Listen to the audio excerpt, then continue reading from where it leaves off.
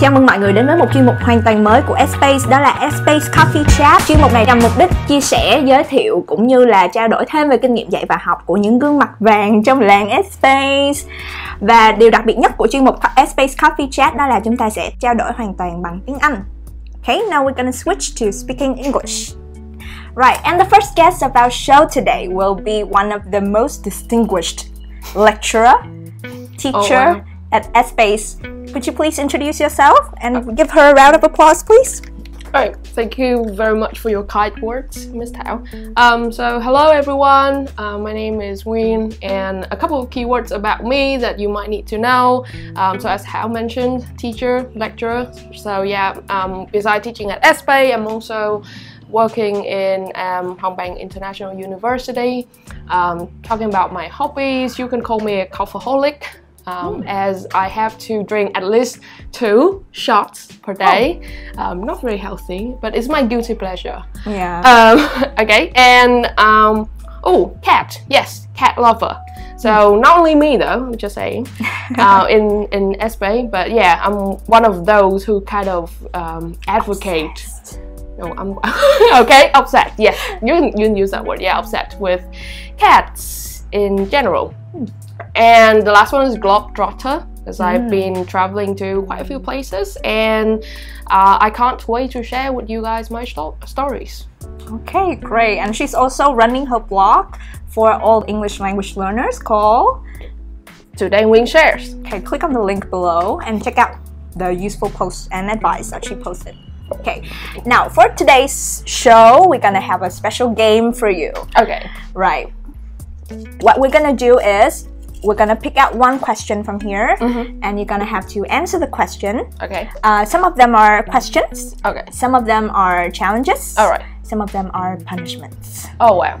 Okay, so let's see Okay. how lucky you are All right. Okay. in the game today. All right. Sure. So, are you ready to start? Yeah. Sure. Let's go. Now, pick one, please. Okay. And then you're gonna read the questions, I right? will read the question. Okay. There you go.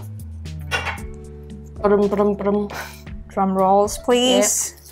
So, okay. How many countries have you been so far? So you've mentioned that you're a globetrotter. Yes. And it seems like you've been traveling to quite a lot of countries. Yes. Right. And you know I don't know how to count, right? No, I'm just kidding. Oh, English teachers, not surprised. Okay. Yeah. So far, I've been to 29 countries. Wow. Right. Okay. So I'm not counting like the cities. So just like countries. Yeah.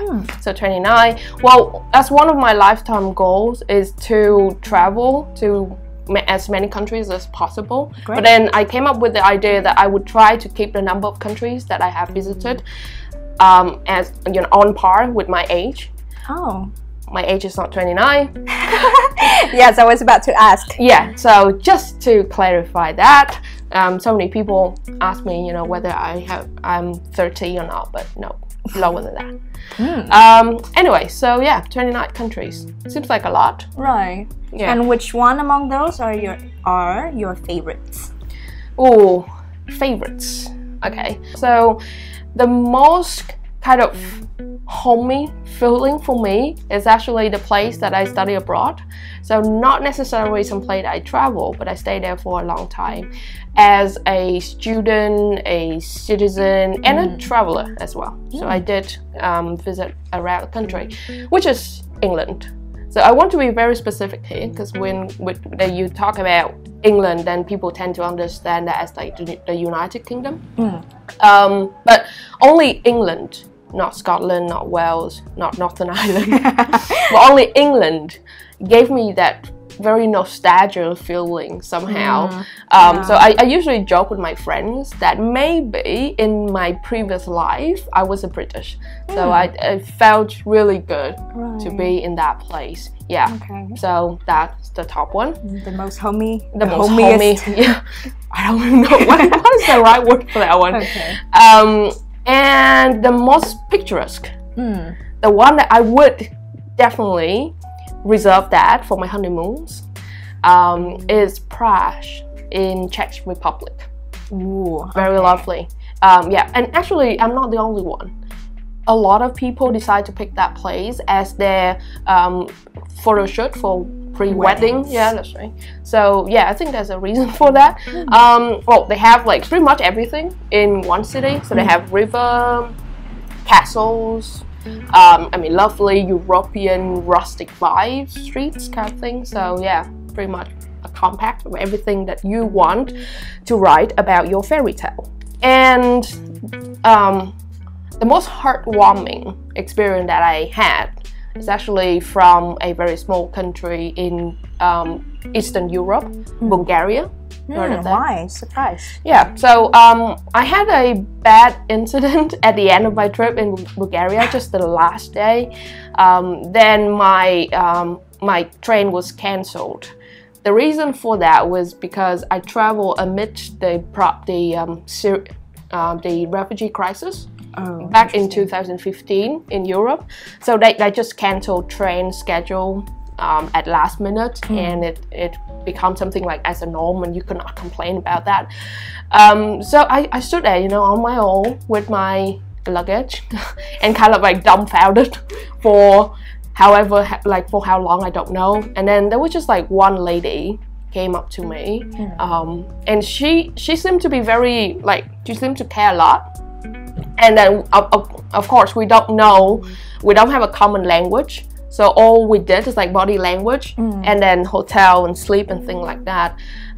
Somehow she understood my situation, and then she brought me to a nearby hostel, and she passed me on to the hostel managers, and very, very, very fortunate, they have a room for me that night. So yeah, she saved me.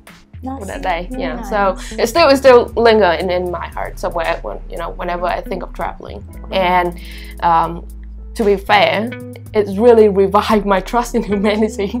So why did you choose to go to Bulgaria during the refugee crisis in such a chaotic time? Yeah, well, I just tried to find a place that kind of like in transition between like modernization. So there was modernization and urbanization. So they used to be a part of USSR, Soviet Union, right? And then after the Cold War, they turned themselves into a more democratic country. So with my major in international relations, I'm just purely curious about those, and I really want to see that with my own eyes, how a country is transitioning to a new stage. So yeah, you can blame my intellectual curiosity. Yeah. I love the fact that you don't just travel for the sake of traveling and experience the food, looking at the sceneries, but you're having a cause for all your trips. Yeah, that's really right. Nice. Yeah. Well, food can be a big course, but may not be the biggest one over time. Yeah. To see more of the world and see it from very different perspectives. Yeah, that's right. Okay, that's a very good part one answer. Now, pretty lengthy one. Too lengthy for part one, but it's very interesting to get to know your experience in traveling. Now, shall we? Yeah. Move on with the next question. All right. Or maybe challenge. Oh no. Okay. Okay. There you go. Right. Now, do you pick up a different persona when you speak a different language? Okay. So how many languages do you speak? Foreign languages. Okay, right. So beside my mother tongue, Vietnamese? Yes. Is it? Or maybe not. Yeah. I speak 4 other linguals. So English apparently, Korean, German, and Mandarin Chinese. But they are at different level of proficiency, though. I haven't actually mastered all of them, just to clarify on that point. So yeah, English apparently is my strength, is my forte. I'm really confident with that. So I think I once mentioned this, but I feel like I become a very sarcastic but polite. So subtly sarcastic. Politely sarcastic. Person. Sarcastically polite. Yeah. Whatever you would put that, but then I would definitely put up in certain sarcasm while I'm talking and things like that. I think that's my way to express my sense of humor, or maybe that's how people might not like me. Well, we all love you here. Oh, thank you. So yeah, German is a bit harsh for me because the language itself is very strong, and so I want to mimic that kind of sound, for example. Then I kind of force myself too much sometimes. It's become a bit like melodramatic when I speak German. So you're a very aggressive person when you speak German? Yes, that's right. So I want things to be here, like that. Kind of, yeah. But it's part of I think it's part of the language nature that shapes the way that you see the word when you speak that language. Yeah. So I strongly believe that there's certain references that you can say between the language that you speak and then the culture that you embrace as you use that language. True. That's very true. Do you have the same experience? Yeah, I think I'm kind of a basic girl when I speak English sometimes. Speaking of learning multiple languages at one time. Yeah. So when did you learn German? When did you learn Chinese? Did you learn it simultaneously? Right. Actually, the second foreign language that I picked up was French. Oh. Back in high school. But that was a part of the curriculum. So to me, it was more like a responsibility, rather than something that I wouldn't have to study. Yeah, like enjoy. I did a great job anyway, but nothing remained in my head after like 2 months or something like that. So yeah, I think that's the first experience, not very pleasant experience with language. Chinese and German came to me in university, so they asked me to pick up a foreign language because they did not consider English as my foreign language. You're like an overachiever, so you took two? Yes, I did. Yeah, so I took two at the same time, just trying to experiment what's going on. Also because I can manage my academic performance pretty okay, so I wanted to challenge myself a little bit more. So stepping out of my comfort zone.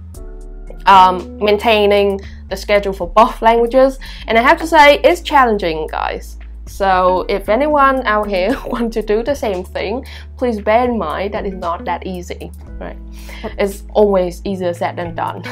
But you made it. The sky's the limit. Yeah, so what happened? Yeah, what happened is that I actually discovered the linguistic roots. And and how I can make use of what I have already know with the new lingo that I'm learning. Yes. Right? So like for Chinese, I technically just use Vietnamese, especially in terms of the tone. Okay. We have relatively similar tone, right? So I have no problem with that, for example. From the transition from English to German is actually quite straightforward because they share the same language root. Linguistic root. Yeah, that's right. So in terms of like vocabulary, sometimes you look at the word in German and you have a hunch that you would have known this in English, kind of. Not entirely the same. So they have like the word yogurt, for example. Yeah, exactly the same. Right. English and German. Interesting, very interesting. Yeah.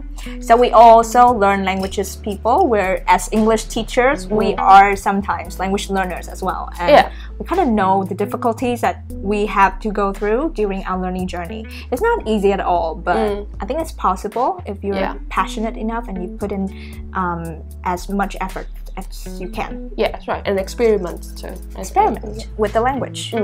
Right. Now, one last question for you. You still have a lot. I hope it's a question. Or maybe it's a gift. Can I have a gift? No. There's no gift, just punishment here. Oh, this is negative reinforcement. Okay. Now. Okay. A very philosophical question. Okay. I think. So why did you choose to become a teacher?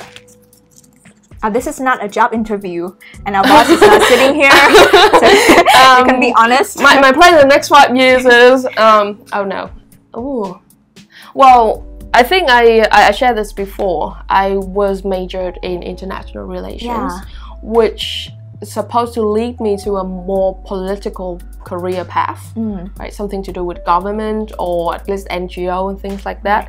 But the reason why I end up in teaching was partly because I have a short gap year, like half of a year, just doing nothing.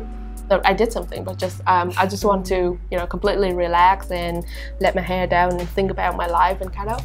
And then I did a reflection on what skill or what kind of moments that make me really truly delightful when I was in that moment. And then I realized that it was the time that I volunteered back in the UK. I volunteered for an NGO called Into University, in which they prepare students, pupils from disadvantaged background who did not have any tutoring, extra tutoring, so that they could get to somewhere that they want with education. So then I realized the power of education, and then I wanted to be a part of it. And I felt like, when I did that, I empowered them, and then I was empowered by the students.